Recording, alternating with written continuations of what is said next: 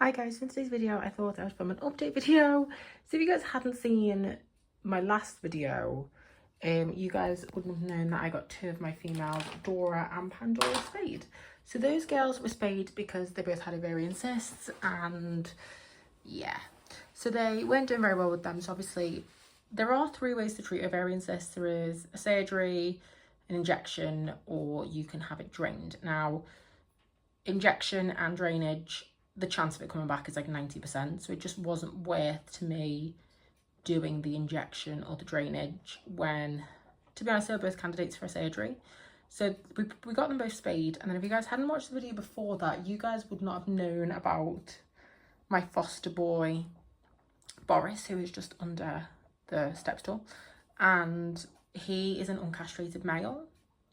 So yeah, so Boris was living next originally to my herd of 11, and it was one of those things where I think for me it was, he needs social companionship. I wanted to give the girls a bigger cage, and it was like, why not just bond everybody together? So yeah, he was also rubbing his nose on the bars, trying to get to the other girls. So yeah, so we were like, okay, let's give him some social interaction and some friends. So obviously with those girls being spayed, even though he's not castrated, he can't actually get them pregnant because, you know. So when you're bonding guinea pigs that are mixed gendered, only one sex need to be spayed. Now it is, or castrated. It is technically normally the boys who are done because it's an easier surgery, but yeah. In my situation, obviously the girls were done.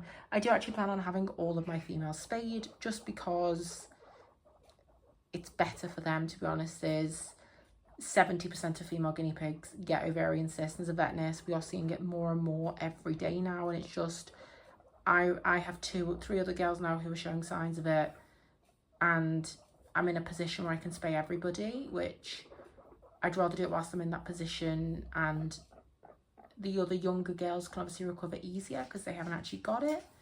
The hamster's now drinking on his bottle. So yeah, so it's a better situation for them all around.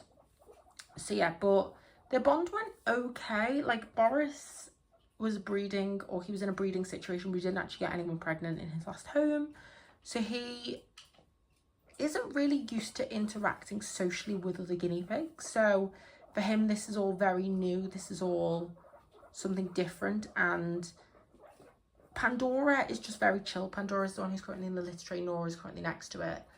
Nora is a bit older, doesn't really care enough.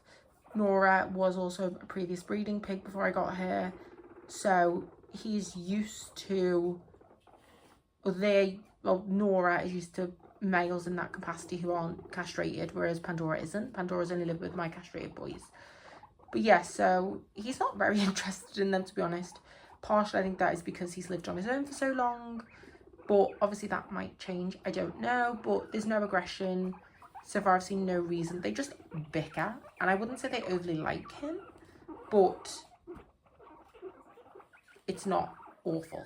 Do you know what I mean? Like, they do interact.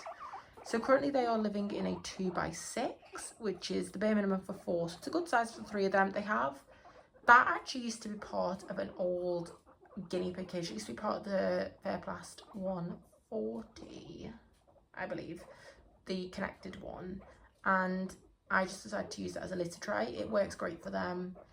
But yeah, so as you guys can see, they're still sorting out who the boss is. They've only been together for a week, I think, at this point, and they've just moved into this cage, so I had them in a temporary cage.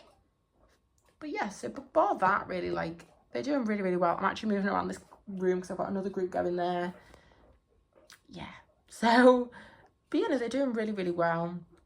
He is actually a really good dominant male, and Pandora and Nora did argue quite a little bit within the 2 weeks that they lived together before going with him, and that's completely calmed down now. And as you guys can see, they eat hay together absolutely fine. Like, they're not generally bothered by each other. Like, they don't hate each other, they just don't overly like each other, which, it's better than nothing for them, to be honest.